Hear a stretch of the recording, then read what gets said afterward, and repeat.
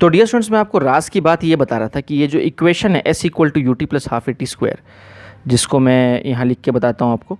तो अगर मान लीजिए जो इक्वेशन हम लिख रहे हैं s is equal to u t plus half a t square, ठीक है, ये हमारा इक्वेशन है। तो इस इक्वेशन में s क्या रिप्रेजेंट कर रहा है? s डिस्प्लेसमेंट रिप्रेजेंट कर रहा है, और हमको पता है कि डिस्प्लेसमेंट जो होता है वो चेंज इन पोजीशन होता है, ठीक है।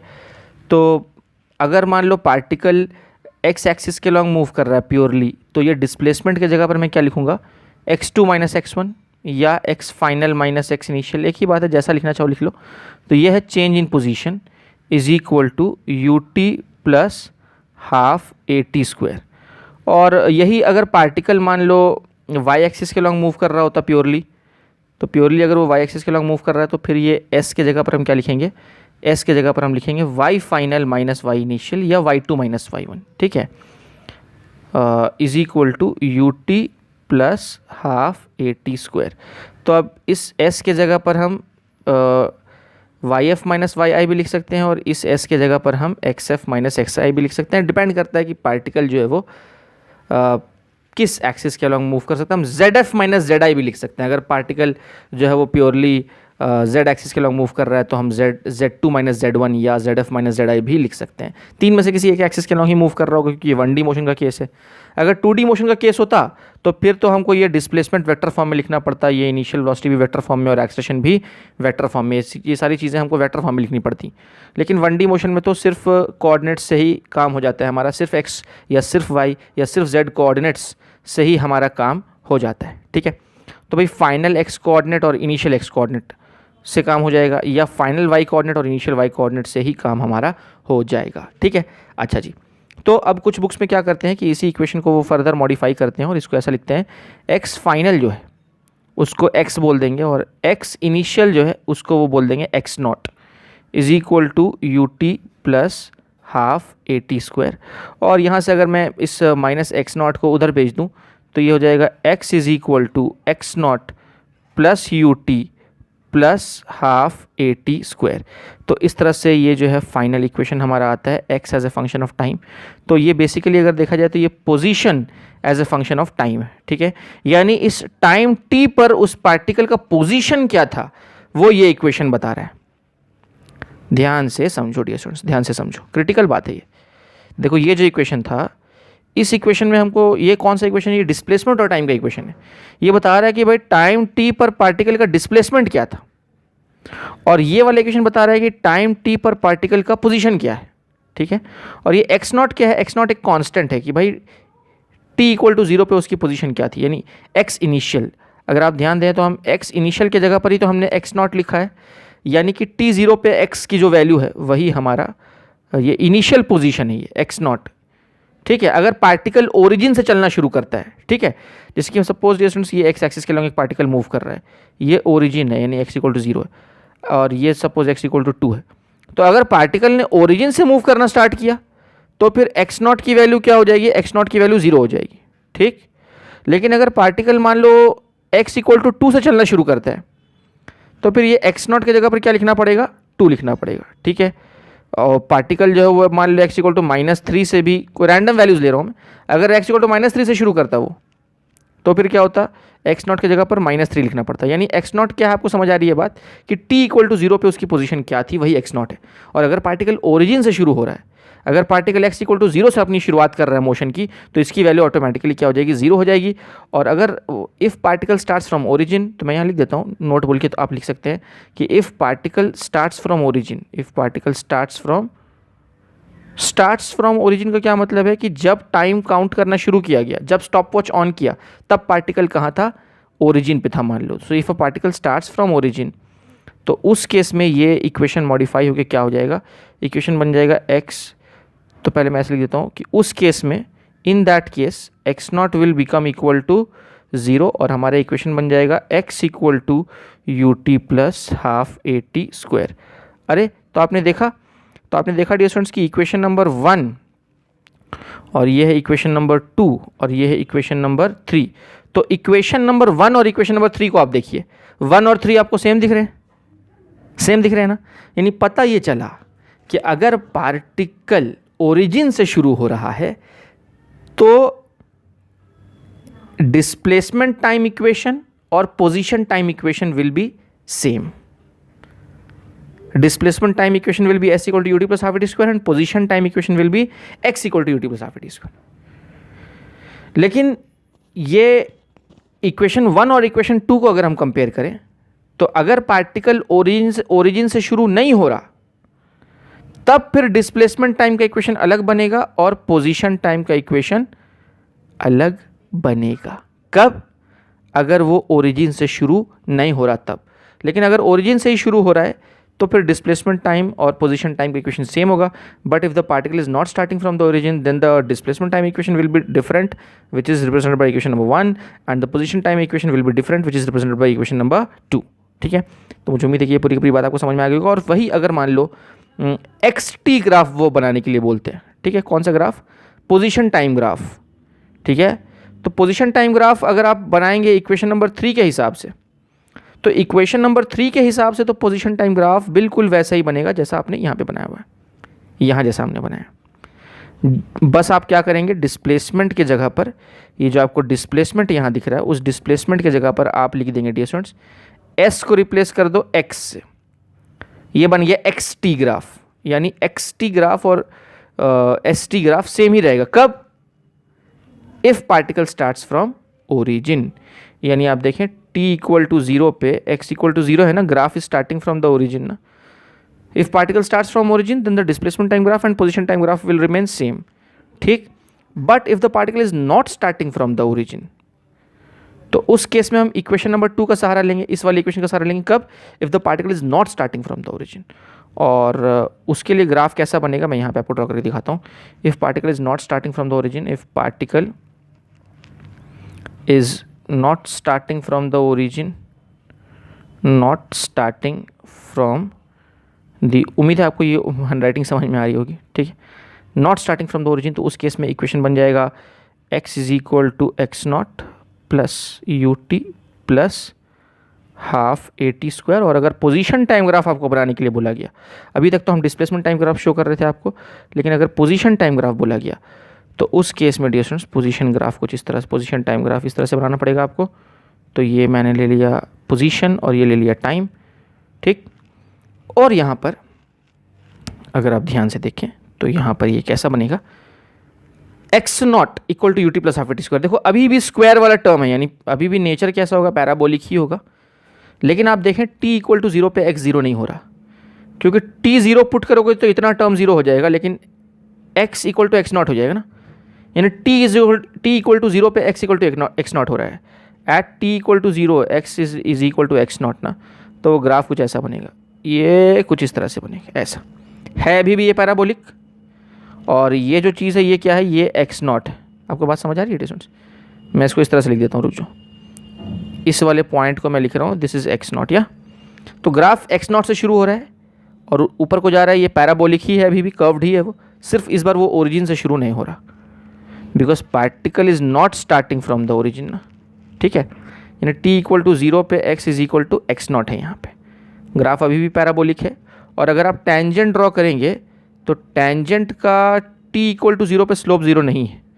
इसका मतलब ये है कि इसकी initial velocity is not equal to 0. Initial velocity is not equal to 0, तभी तो ये वाला टर्म आपको देखने को मिल रहा है.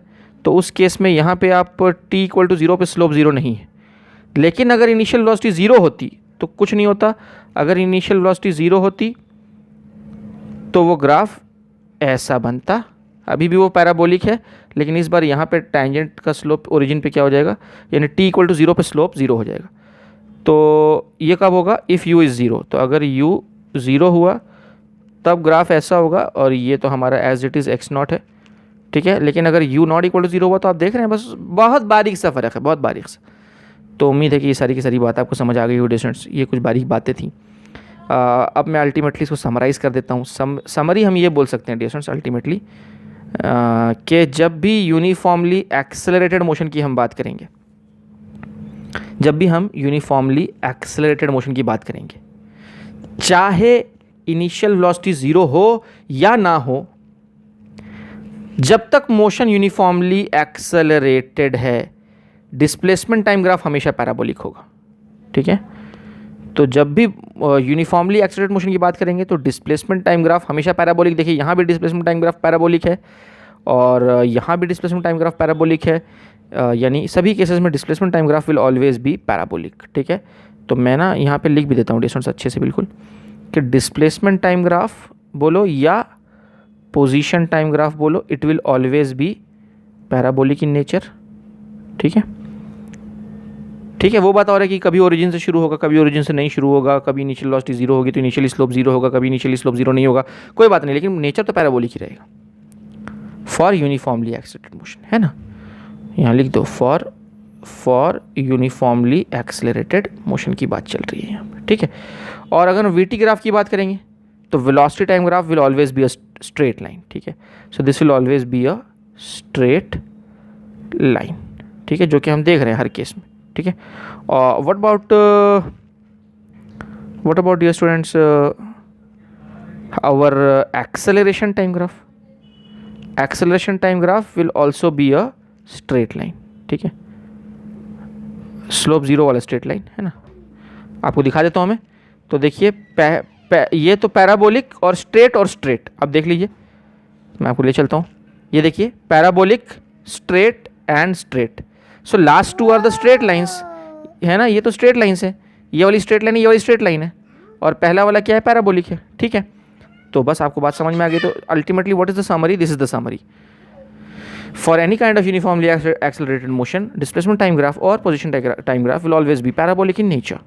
Velocity time graph and acceleration time graph will always be a straight line. Hope you understood the concept. Okay dear students, है ना? तो बस काम हो गया हमारा. तो आज हमने सिर्फ बात की है यूनिफॉर्मली एक्सेलरेटेड मोशन की. अब इसके बाद जो हम बात करेंगे वो हम बात करेंगे यूनिफॉर्मली रिटार्डेड मोशन की. एक्सेलेरेशन नेगेटिव हो जाएगा, फिर इनमें क्या बदलाव आएगा, इन इक्वेशंस में क्या बदलाव आएगा, ग्राफ में क्या बदलाव आएगा. तो कोई ख़ास बदलाव नहीं आएगा, बस इन्वर्ट हो जाएगा डिस्टेंस, इन्वर्टेड ग्राफ बनेगा.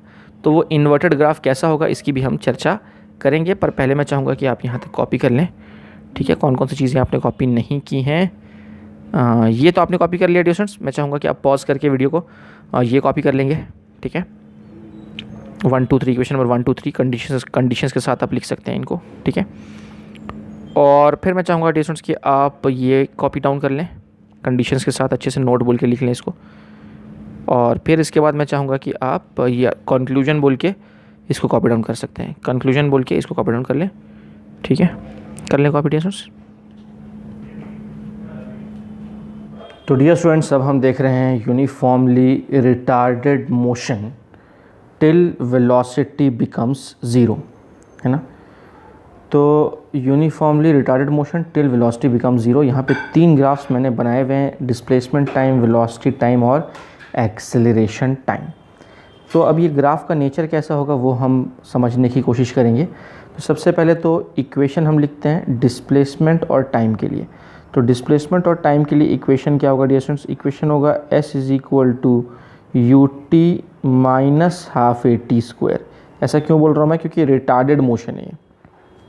ठीक है, तो यूनिफॉर्मली रिटार्डेड मोशन में बेसिकली क्या होता है, मैं यहाँ ब्रैकेट में लिख देता हूँ कि यहाँ पर एक्सेलरेशन जो है वो कांस्टेंट होता है और साथ ही साथ नेगेटिव होता है. ठीक है, तो इस बात को हमको ध्यान में रखना है. ठीक है, तो इसका अब हम ये देख रहे हैं ये equation S = ut minus half AT².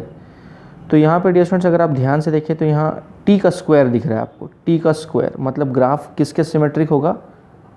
S के सिमेट्रिक होगा. अगर t का स्क्वायर है तो S के सिमेट्रिक, S का स्क्वायर है तो t के सिमेट्रिक, है ना. तो क्योंकि ये t का स्क्वायर है तो ग्राफ S के सिमेट्रिक होगा. दूसरी बात ये है कि क्योंकि स्क्वायर वाले टर्म का साइन यहाँ नेगेटिव है तो इसका मतलब है कि डिस्प्लेसमेंट नेगेटिव, मतलब पैराबोला जो है वो नेगेटिव S के तरफ उसका मुंह खुला हुआ होगा. ठीक है, यानी वो पैराबोला कैसा बनेगा मैं आपको दिखाता हूँ रफली ड्रॉ करके. तो बेसिकली वो पैराबोला ऐसा बनेगा डियर स्टूडेंट्स. ठीक है, तो आप देखिए ये पैराबोला t का स्क्वायर है तो वो पैराबोला किसके सिमेट्रिक होगा? S के सिमेट्रिक होगा. तो अगर आप ध्यान से देखें तो ये पैराबोला S के सिमेट्रिक है. कैसे, मैं आपको दिखाता हूँ. ये देखिए ये S वाली एक्सिस है, क्योंकि मैंने इसी एक्सिस को पैरेलल शिफ्ट कर दिया तो ये इस तरह से आ जाएगी. अब ये देखिए ये इस वाली एक्सिस के सिमेट्रिक हो गया ये पैराबोला. तो ये कौन सी एक्सिस है? ये भी तो S वाली ही एक्सिस है. तो अच्छा, ये पैराबोला का मुंह की तरफ खुला हुआ है, नेगेटिव एस की तरफ इसका मुंह खुला हुआ है, नीचे की तरफ मुंह खुला हुआ है ना, यानी नेगेटिव एस की तरफ, क्योंकि स्क्वायर वाला टर्म नेगेटिव है इसलिए नेगेटिव एस की तरफ उसका मुंह खुला हुआ है। ठीक है, इसकी चर्चा हम अपने प्रीवियस लेक्चर्स में ऑलरेडी कर चुके हैं डियर स्टूडेंट्स। ठीक है, तो अब जो है ये ग्राफ का नेचर तो आपको समझ में आया, ग्राफ का नेचर के किस तरह का है उसको हम थोड़ा सा और बारीकी से देखते हैं। तो मैं इसको इस तरह से करके ना यहाँ तक इस तरह से बना के छोड़ दूँगा। ठीक है, इसके आगे की चीज़ जो है वो मैं डॉटेड बनाता हूँ, क्योंकि एक्चुअल में ग्राफ सिर्फ वहीं तक बनेगा। ठीक है, ऐसा मैं क्यों बना रहा हूँ ग्राफ, क्योंकि डियर स्टूडेंट्स यहाँ पर क्या हो रहा है, टिल वेलोसिटी बिकम ज़ीरो, ये हमने लिखा हुआ है कि यहाँ पे retarded motion till velocity become zero. और डिस्प्लेसमेंट टाइम ग्राफ का स्लोप क्या देता है, वेलोसिटी देता है। तो आप देखें डियर स्टूडेंट्स कि डिस्प्लेसमेंट टाइम ग्राफ जो है उसका इनिशियली स्लोप कुछ तो भी था, यानी this body was having some initial velocity and after that the slope is see decreasing, slope धीरे धीरे क्या हो रहा है, डिक्रीज होता जा रहा है। ठीक है, और अल्टीमेटली अगर आप देखेंगे टॉप मोस्ट पोजीशन पे, तो टॉप मोस्ट पोजीशन पे ये टेंजेंट इस तरह से बनेगा, यानी स्लोप ज़ीरो हो जाएगा।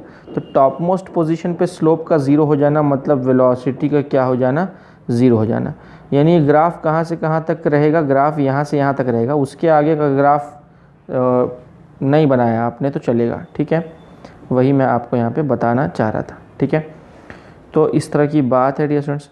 अब यानी इसको सिर्फ अलग से अगर मैं ड्रॉ करूँ तो अलग से वो इस तरह से ड्रॉ होगा, ये डिस्प्लेसमेंट टाइम इस तरह से ड्रॉ कर लो और ये ग्राफ सिर्फ ऐसा दिखा दो। तो इतना दिखा दिया तो आपका काम हो जाएगा। ये है s is equal to u t minus half a t square का ग्राफ। ठीक है, ऑल राइट। तो अब हम बात करते हैं dear students v t graph की, वेलोसिटी टाइम ग्राफ की हम बात कर रहे हैं। तो वेलोसिटी टाइम ग्राफ के लिए पहले तो मैं इक्वेशन लिख देता हूँ। इक्वेशन क्या होगा, v is equal to u minus A t, इस तरह से होगा। ठीक है, हम चाहें तो इसको रीअरेंज करके लिख सकते हैं, v is equal to minus A T plus U. तो आप इसको कंपेयर कीजिए dear students, y is equal to minus M X plus C से आप इसको कंपेयर कीजिए तो आपको पता चलेगा कि ये ग्राफ कैसा बनेगा। आप देख रहे हैं कि यहाँ पे स्लोप जो है वो क्या है, नेगेटिव है और इंटरसेप्ट जो है वो पॉजिटिव है। ठीक है, slope is negative, intercept is positive. तो वो ग्राफ कैसा बनेगा मैं आपको बताता हूँ। तो ये ग्राफ कुछ इस तरह से बनेगा डियर स्टूडेंट्स, ऐसा बनेगा। देखिए स्लोप नेगेटिव है पर इंटरसेप्ट पॉजिटिव है। ठीक, तो अगर आप ध्यान से देखें तो ये ग्राफ u से शुरू हो रहा है, u ही इसका इंटरसेप्ट है। अगर आप देखें यही u इसका क्या है, इंटरसेप्ट है। So this thing is nothing but u। और आप देखें distance slope negative and constant है और इसका मतलब ये है कि अगर आप इसको ध्यान से देखें तो हम ये बोल सकते हैं कि जैसे जैसे टाइम बढ़ रहा है वैसे वैसे वेलोसिटी जो है वो कम होती जा रही है। ठीक है, और फाइनली क्या हो रहा है डियर स्टूडेंट्स, फाइनली एक गिवन टाइम t पर वेलोसिटी ज़ीरो हो गई है ना, है ना डियर स्टूडेंट्स, है ना। तो इसका मतलब ये है कि एक गिवन टाइम t पर इस वाले पॉइंट पर वेलोसिटी क्या हो गई है, ज़ीरो हो गई है। इसीलिए ग्राफ जो है ना यहाँ से यहाँ तक आके रुक जाएगा और आगे नहीं जाएगा। ठीक है, बिकॉज हमको वेलोसिटी ज़ीरो करनी है अल्टीमेटली। ठीक है, तो मुझे उम्मीद है ये भी ग्राफ आपको समझ में आ गया होगा। और उसके बाद हम आगे बढ़ते हैं एक्सेलरेशन टाइम ग्राफ में। तो एक्सेलरेशन की चर्चा हम पहले ही कर चुके हैं कि एक्सेलरेशन क्या होगा यहाँ पे, कांस्टेंट एंड नेगेटिव। तो उसका ग्राफ हम कैसा बनाएंगे, इस तरह से बनाएंगे डियर स्टूडेंट्स, ये रहा कांस्टेंट एंड नेगेटिव।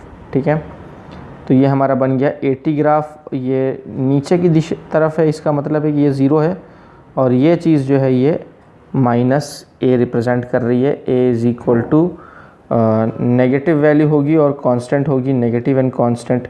तो ये y is equal to minus C वाला ग्राफ यहाँ पे तैयार हुआ।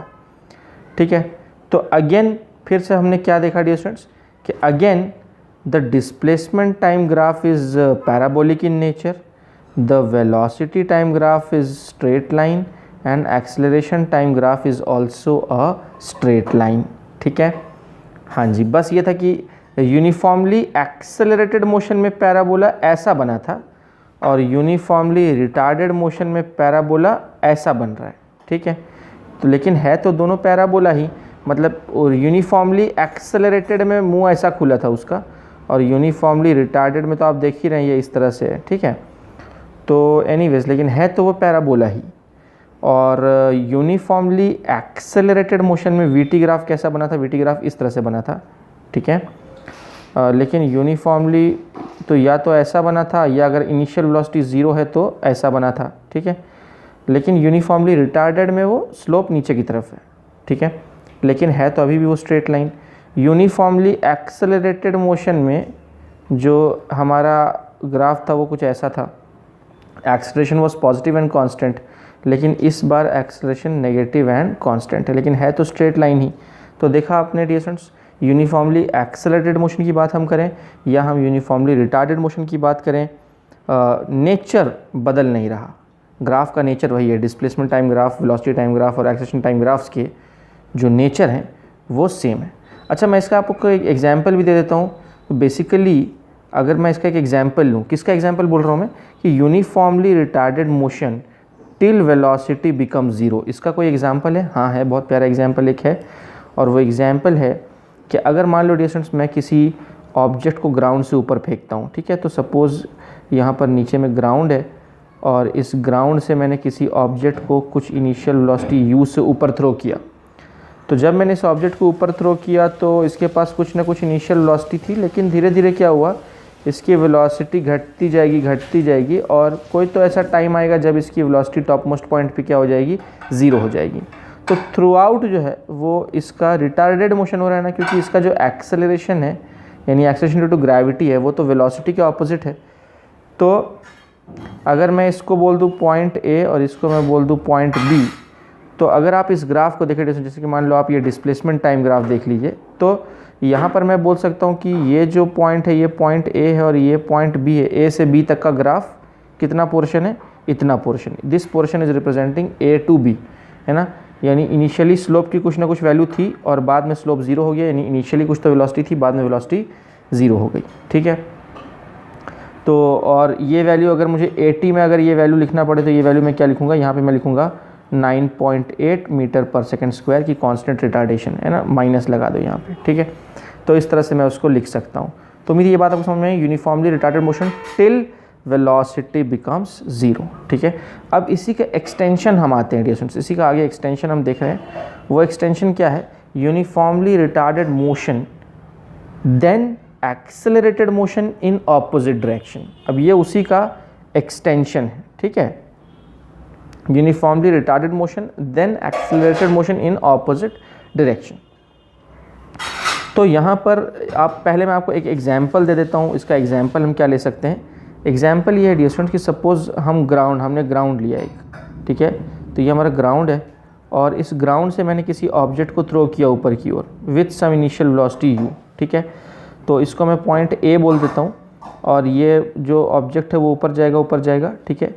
और टॉप मोस्ट पॉइंट पे इसकी वेलोसिटी क्या हो जाएगी, मान लो v1 बोल रहा हूँ मैं, जो कि हो जाएगी 0, ठीक है। और इस पॉइंट को मैं बोल देता हूँ पॉइंट बी, ठीक है। उसके बाद वो वापस आना शुरू होगा, उसी लाइन के अलॉन्ग वापस आएगा, तो उसी लाइन के अलॉन्ग वापस आएगा, लेकिन मैं थोड़ा सा समझने के लिए अलग से थोड़ा लाइन दिखा रहा हूँ उसकी। तो मान लो उसी लाइन के अलॉन्ग वो वापस आता गया, फिर से वेलोसिटी बढ़ती जाएगी और ये बढ़ते बढ़ते वापस वो सेम वेलोसिटी हासिल कर लेगा, यूँ ही हासिल कर लेगा लेकिन ऑपोजिट दिशा में, ठीक है। और इस पॉइंट का भी मैं कुछ नाम दे देता हूँ, इसको मैं सी बोल देता हूँ।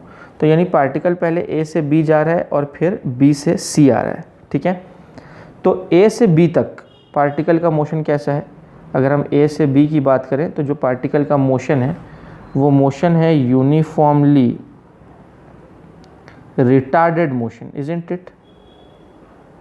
ए से बी तक यूनिफॉर्मली रिटार्डेड है क्योंकि वेलोसिटी और एक्सेलरेशन ऑपोजिट दिशा में हम देख रहे हैं ना, क्योंकि acceleration due to gravity always acts downwards, vertically downwards.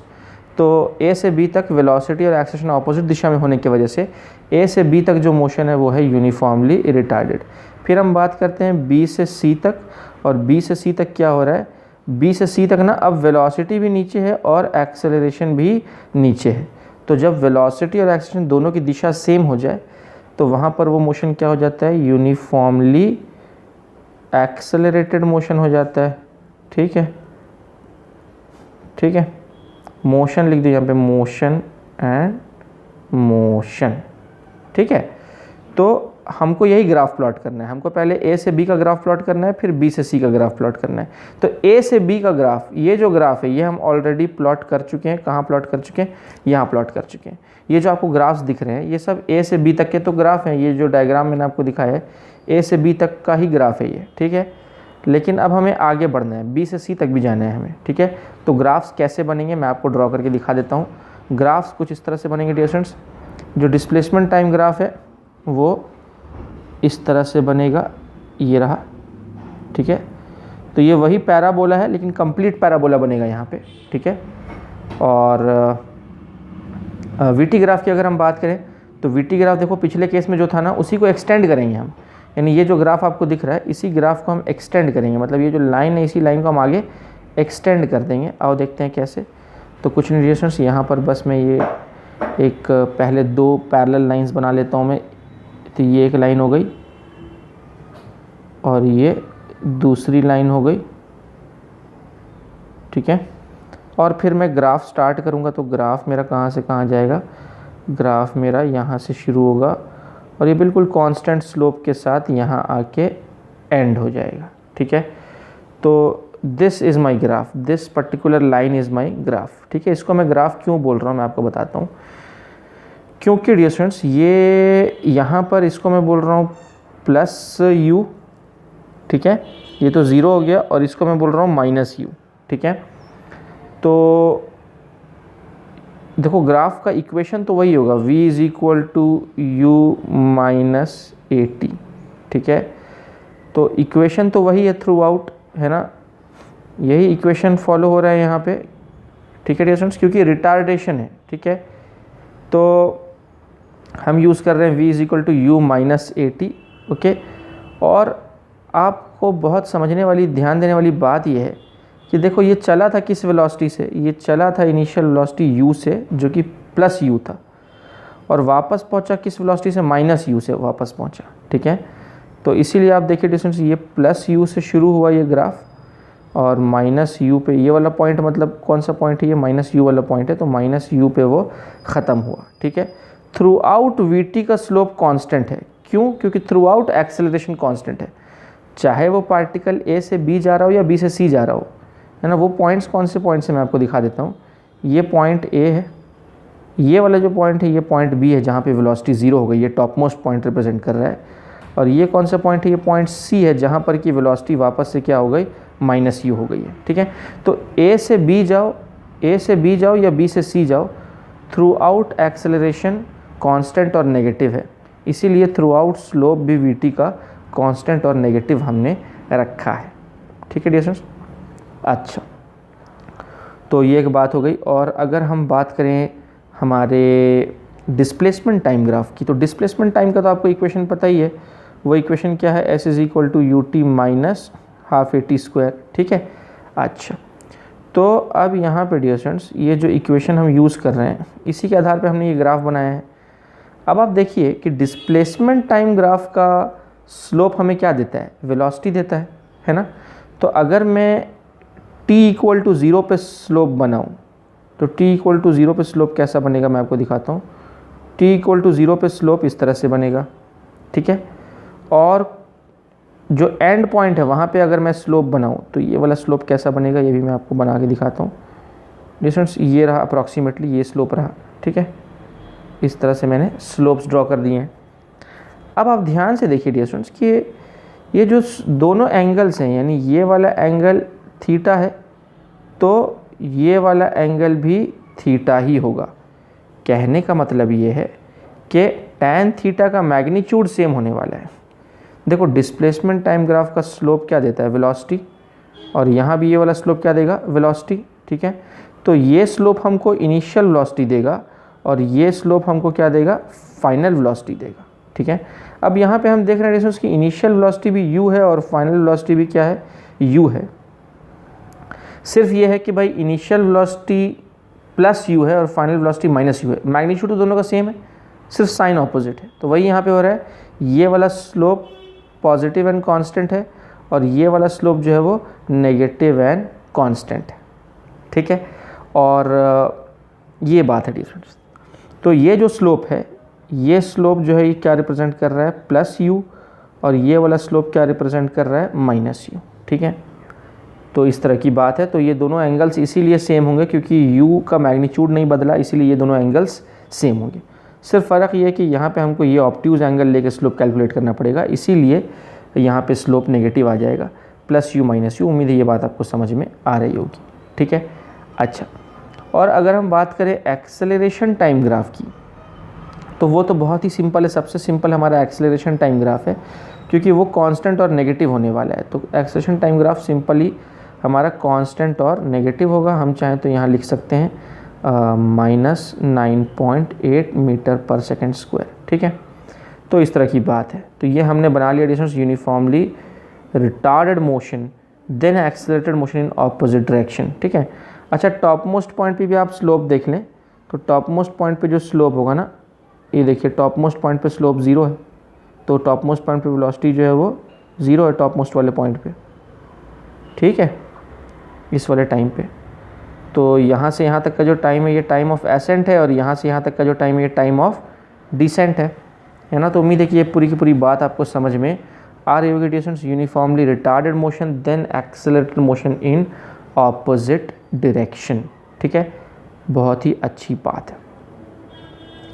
तो यही बात है डियर स्टूडेंट्स, और इसी के बाद जो है तो उम्मीद है कि आपको ये बेसिक नेचर समझ में आ गया होगा, ग्राफ का बेसिक नेचर क्या है। ठीक है, और अगर मान लो यही मैं इसका सिचुएशन थोड़ा सा मॉडिफाई कर दूं, अगर मान लो सिचुएशन कुछ इस तरह से आ गई कि एक बिल्डिंग, एक क्या है डियर स्टूडेंट्स, एक बिल्डिंग है, और बिल्डिंग के ऊपर से एक बंदे ने बॉल को ऊपर थ्रो किया with some initial velocity you.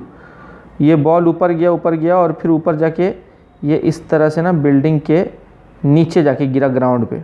ठीक है, ये हमारा ग्राउंड है, तो ग्राउंड पे जाके वो बॉल नीचे गिरा है।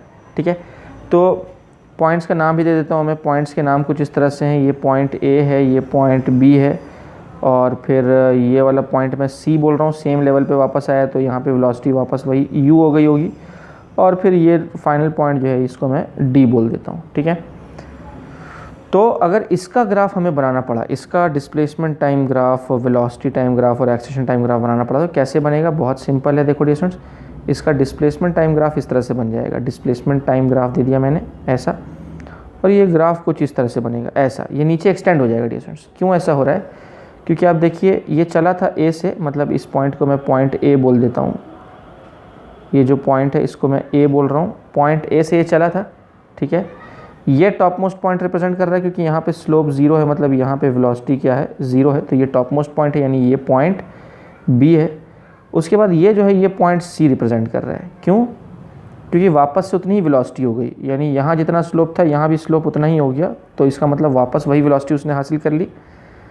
ठीक है, अच्छा, और आप ऐसा देखिए डिस्टेंस कि ए से बी तक अगर आप इस ग्राफ में देखें तो बहुत ध्यान से आप देखेंगे तो ए से बी तक डियर स्टूडेंट्स डिस्प्लेसमेंट बढ़ता जा रहा है पॉजिटिव दिशा में। ठीक है, और फिर बी से सी तक डिस्प्लेसमेंट घटता जा रहा है और वापस 0 हो गया। ठीक है, यानी पॉइंट सी पर जो डिस्प्लेसमेंट है वो वापस से क्या हो गया? 0 हो गया। ठीक है, और फिर सी के आगे ये मान लो डी तक गया, तो ये वाला पॉइंट मैं पॉइंट डी बोल रहा हूँ, और पॉइंट डी पर अल्टीमेटली कुछ नेगेटिव डिस्प्लेसमेंट हुआ होगा। मान लो ये बिल्डिंग की जो हाइट है, ये हाइट सपोज h है, सिर्फ मैग्नीट्यूड लिख रहा हूँ मैं, तो ये क्या रिप्रेजेंट कर रहा है? ये h रिप्रेजेंट कर रहा है, इसको -h बोल सकते हैं। समझ आ रहा है डिस्टेंस? क्यों? क्योंकि भाई C से D तक ये नीचे आया है तो कितना डिस्प्लेसमेंट होना चाहिए? -h होना चाहिए ना। समझ आ रही है बात डिस्टेंस साहब? तो ये ग्राफ कुछ इस तरह से ड्रॉ होगा। इसका ये तो हो गया डिस्प्लेसमेंट टाइम ग्राफ। अगर यही मुझे ड्रॉ करना होता, सपोज़ मुझे ड्रॉ करना होता इसका वेलोसिटी टाइम ग्राफ, तो वो मैं कैसे ड्रॉ करता वो भी मैं आपको दिखा देता हूँ डिस्टेंस। इस तरह से आप बनाते, ये हो गया वेलोसिटी, ये हो गया टाइम, और ये भी डिस्टेंस कुछ ना कुछ इनिशियल वेलोसिटी से शुरू हुआ होगा मामला, क्योंकि थ्रू आउट रिटार्डेशन हो रहा है यहाँ पे। थ्रू आउट मतलब बॉडी नीचे से ऊपर जाए या ऊपर से नीचे आए, थ्रू आउट क्या हो नहीं, ए से बी तक रिटार्डेशन है और बी से डी तक एक्सेलरेशन, लेकिन स्मॉल जी का जो साइन है वो तो थ्रू आउट नेगेटिव है। तो क्योंकि एक्सेलरेशन थ्रू आउट नेगेटिव है, इसीलिए वीटी का स्लोप थ्रू आउट क्या होगा? नेगेटिव होगा।